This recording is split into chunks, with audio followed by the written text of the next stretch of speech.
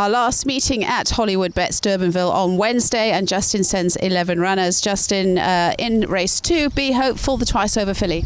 Yes, actually very uptight type of filly. She's Doublemint's sister, and he was always a handful, but she is quite a bit, and I think just first starting, we're just hoping for something positive. In the same race by midnight, had the 2 runs, 14 maybe better. Also quite a hot filly, both of them.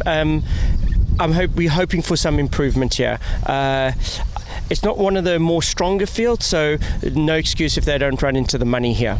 You've got Strawberry Light as well. It is improving up to the 14 as well. Yes, a little bit unlucky last time. I think she can take a lot of beating here. It's just one of those fillies that she can be a little bit handful sometimes in a race. She just doesn't quite go through. There are times where she's quite temperamental, but there's quite a lot of ability there. And as I said, I'd be very, very surprised if she gets beat.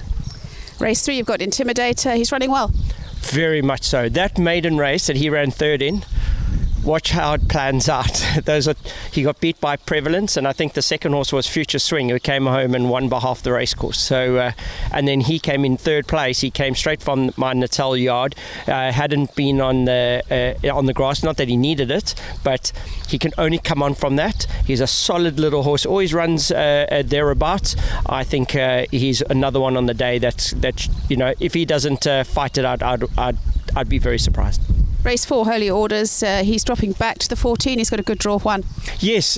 Breathing issues. It's one of those stories where it's not operable, but he entraps in the final latter stages of a race at the pull-up. As soon as the jockey grabs, his head comes in and he makes a hell of a noise. So we're hoping back into a 1400 that he'll be okay. Not one of the stronger races. I think Dean's horse, if it's half good, it should take a lot of beating in this field. This was a maiden 1400 split, which obviously makes it a little bit easier for the form of the horses. It gives you more of a chance. Race 5, Inamara, consistent. He looks the one here. Yes, hadn't been on the grass in a long time into his last race. That was a very, very strong field. I think it was Le Mans and horses like that. 14's on the short side. He gave the winner weight as well.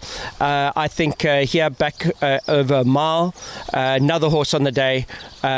I think I'd be very surprised if, the same as like the others, that he didn't fight it out. I don't have a lot of runners on the day, which is always a good sign. So we can focus on these ones, and I think this is going to be a hell of a day for SNAITH. Yeah, you'll certainly be competitive. 3 fillies in race 6. Let's start with Betty Boop. Won well as a maiden in a handicap field last time. Yes, Justin Vermaak, thank you. Run maidens in open company, and look at the weight and what she's carrying here. So he says, she only got 2 pounds for the win, but she's just carrying the weight here. So I really hope she's beautifully bred out of the mare Consensual, and I hate to see her end her career as a one-time winner. So I really hope off the high rating that she's competitive.